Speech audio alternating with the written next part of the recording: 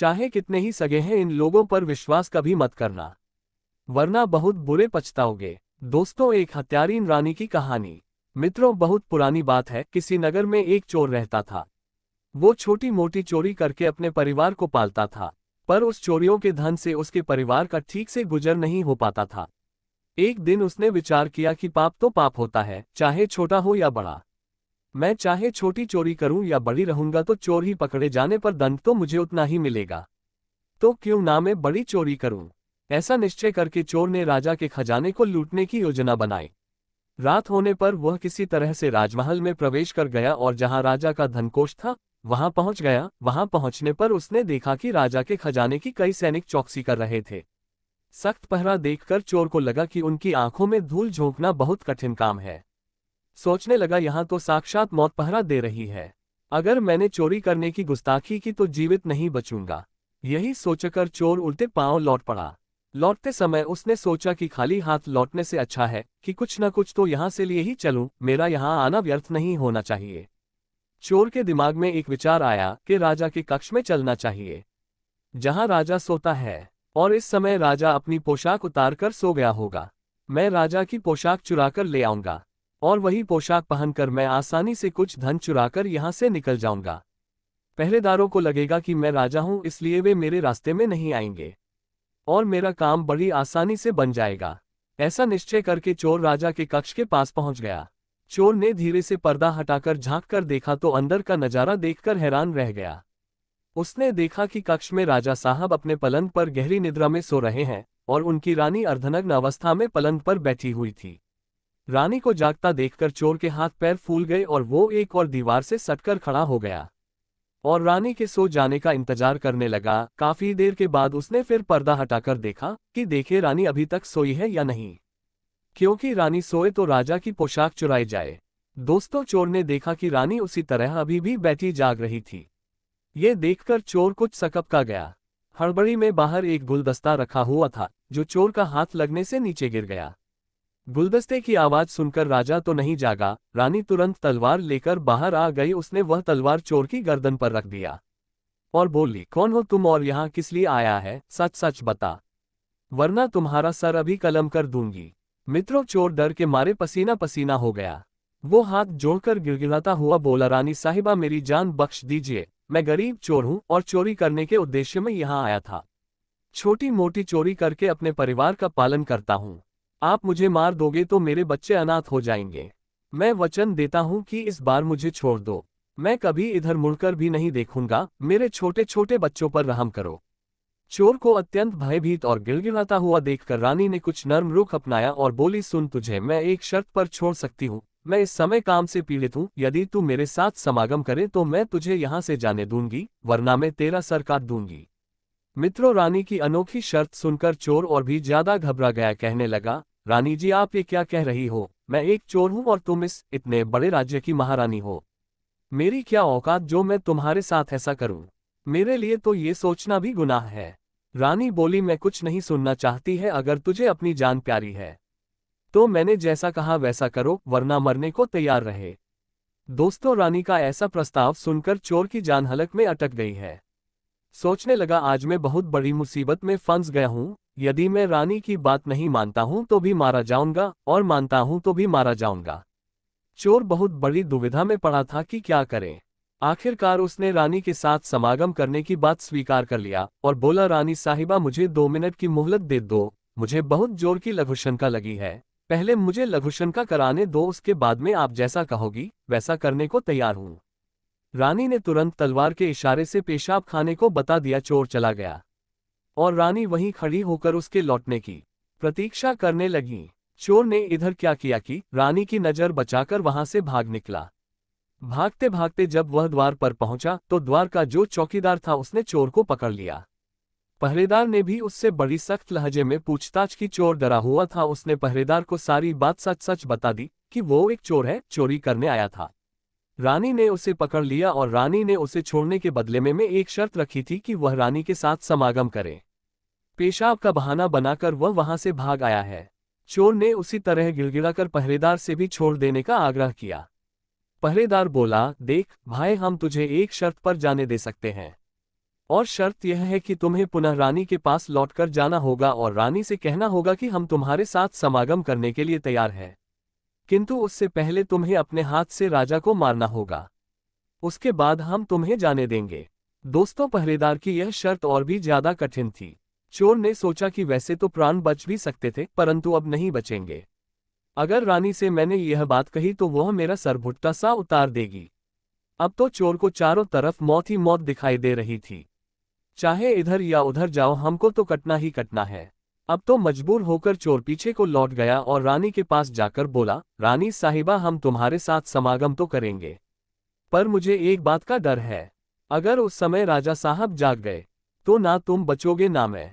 राजा साहब हम दोनों को मार डालेंगे, इसलिए तुम्हें काम करना होगा। तुम अपने हाथों से ही राजा का सर काट दो, फिर हम निर्भय हो जाएंगे। अगर तुम इतना काम कर सको तब तो मुझे तुम्हारी शर्त मंजूर है, वरना मैं तुम्हारे हाथों से मरना उचित समझूंगा।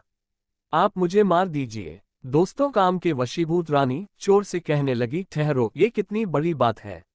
मैं अभी राजा साहब को मौत के घाट उतारे देती हूँ।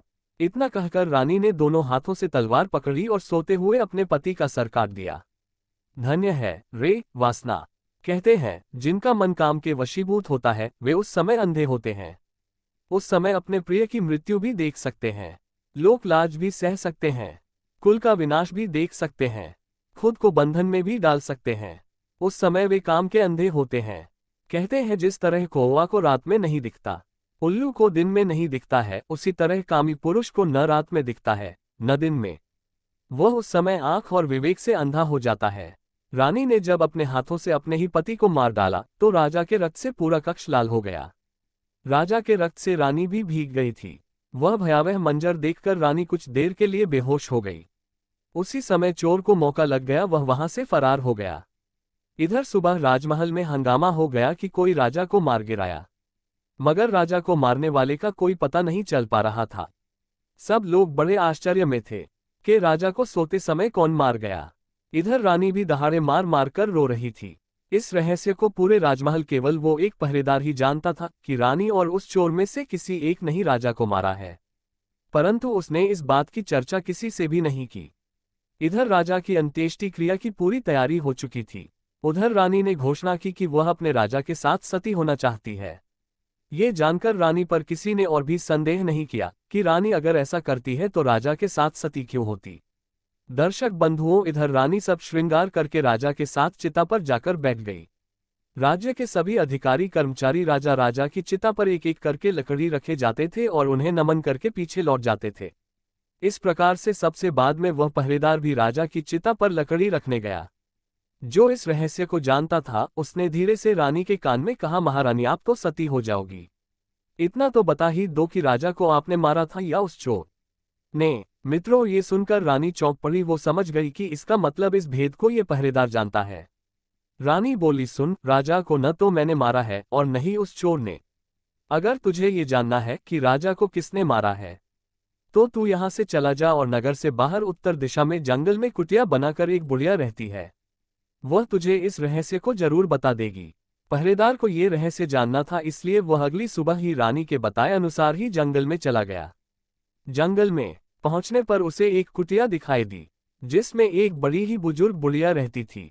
पहरेदार में उन बूढ़ी माँ के पैर पकड़ लिया और बोला, माँ जी, मैं एक रहस्य जानने आया हूँ कि राजा की हत्या किसने की।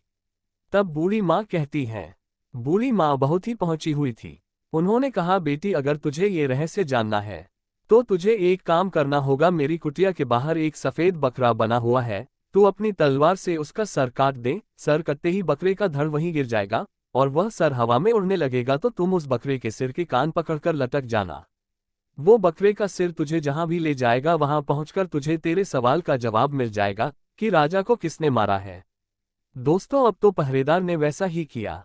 कुटिया के बाहर एक बकरा बंधा हुआ था। पहरेदार ने अपनी तलवार से उस बकरे का सर काट दिया।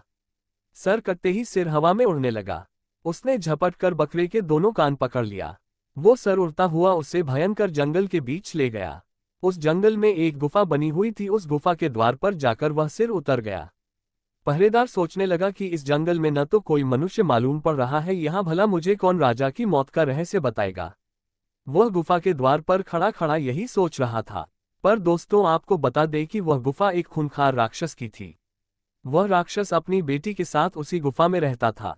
रात हो चुकी थी, राक्षसों समय अपने भोजन के लिए बाहर गया हुआ था। गुफा के अंदर केवल उसकी बेटी मौजूद थी। इधर जब राक्षस कन्या को जब किसी मनुष्य की गंध मालूम पड़ी तो वह द्वार पर निकलकर आई। उसने देखा कि एक हट्टा कट्टा नौजवान गुफा के बाहर द्वार पर खड़ा है। राक्षस कन्या ने सोचा कि यह कोई मनुष्य मालूम पड़ता है। अगर मैंने इसे खा लिया तो मेरी एक समय की भूख मिट पाएगी, और अगर मैंने इसे जिंदा रखा तो ये नौजवान मेरे बहुत काम आएगा। राक्षस कन्या ने तुरंत एक बहुत सुंदर लड़की का रूप बनाया और उसके सम्मुख पहुंच गई। इतनी सुंदर स्त्री आज उसने पहली बार देखी थी। वह पहरेदार उसे देखते ही उस पर मुग्ध हो गया। लड़की भी उसे अपनाने के लिए आई थी। राक्षस कन्या उसे अपनी गुफा में बुलाकर ले गई और उसके साथ खूब मस्ती की। इधर जब राक्षस के आने का समय हुआ तो लड़की ने उसे मच्छर बनाकर दीवार पर चिपका दिया। राक्षस ने उस लड़की से पूछा गया कि बेटी भी मुझे किसी मनुष्य की गंध मालूम पड़ रही है। मुझे लगता है कि कोई चोर हमारी गुफा में घुस आया है। आया तब बेटी बात बनाती हुई बोली, पिताजी कैसी बातें करते हो, हमारे होते हुए कौन मनुष्य यहाँ आने की हिम्मत करेगा, मैं तो उसे कच्चा चबा जाऊंगी। इस तरह उसने राक्षस को गुमराह कर दिया। दोस्तों अब तो वह राक्षस कन्या रोज उसे रात होने पर पुरुष बना लेती थी और दिन निकलने पर मक्खी मच्छर बनाकर रहना दीवार पर चिपका देती थी। इस प्रकार पहरेदार को राक्षस की गुफा में रहते रहते हुए काफी दिन बीत चुके थे। उसे अपने घर की बच्चों की याद आती थी, पर वह राक्षस कन्या के चंगुल से नहीं निकल पा रहा था। एक दिन उसे मौका मिल गया। वो किसी तरह रात में वहां से भाग निकला और भागते भागते कई दिनों के बाद वह अपने नगर पहुंच गया। अपने घर पहुंचकर उसे बड़ी खुशी हुई। अपने बच्चों से मिलकर वह बहुत प्रसन्न हुआ। सोचने लगा, अच्छा हुआ जो मैं वहां से चला आया, न जाने कब तक वह अप्सरा मुझे मक्खी मच्छर बनाकर वहां रखती। दोस्तों इस प्रकार पहरेदार को अपने घर पर रहते काफी वक्त गुजर गया। एक दिन उसे फिर उसी लड़की की याद आई। अब तो दिन रात वह उसी के ख्यालों में खोया रहता था। उसकी सुंदरता को याद करके उससे मिलने की इच्छा करता था। उसके बिना न खाना अच्छा लगता था न पीना। हर समय यही सोचता था कि अब उसे किस प्रकार मिलना होगा। कहते हैं स्त्रियों का नाम लेना ही हालात पैदा करके मन को काम विकार से भर देता है, और जो स्त्रियां विलासपूर्वक भौहों को नचाती हैं उनका दर्शन करके मनुष्य कैसे शांत बैठ सकता है। कहते हैं जो स्त्रियां एकांत में भेंट करने में कुशल हो, कोमल और मीठे वचन बोलने वाली हो, में प्रेम युक्त कटाक्ष करने वाली हो, ऐसी स्त्रियां किस मनुष्य को वश में नहीं कर सकती है। जो ऋषि मुनि सदैव अपने मन को अधीन रखने वाले होते हैं उनमें भी ऐसी स्त्रियां कामवासना जगा देती है। फिर इंद्रियों को न जीतने वाले कर्मियों के विषय में तो कहना ही क्या है। पहरेदार उस राक्षस कन्या से मिलने के लिए छटपटाने लगा। उसने फिर से उसके पास जाने का निश्चय किया। उसने सोचा कि पिछली बार तो मुझे उस बूढ़ी माँ ने पहुंचा दिया था। मैं रास्ते में वहां से भाग कर आया हूं। मुझे रास्ते का भी ज्ञान नहीं है, क्यों न एक बार फिर उन्हें बूढ़ी माँ की सहायता ली जाए।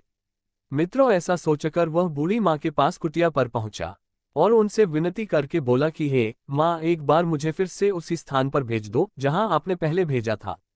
अब वह राजा की हत्या का रहस्य जानना तो भूल चुका था। उस राक्षस कन्या से मिलने की बेचैनी उसके अंदर बढ़ती जा रही थी। बूढ़ी माँ समझ गई कि यह काम के वशीभूत है। बूढ़ी माँ बोली, बेटा पहले तो मेरे पास एक बकरा था जिसके कान पकड़कर तुम वहां चले गए। अब तो वो भी नहीं है, अब मैं तुम्हें कैसे पहुंचाऊं। तब पहरेदार बोला, हे माँ, मैं तुम्हारा जीवन भर ऋणी रहूंगा। एक बार उस अप्सरा से मुझे फिर से मिलवा दो।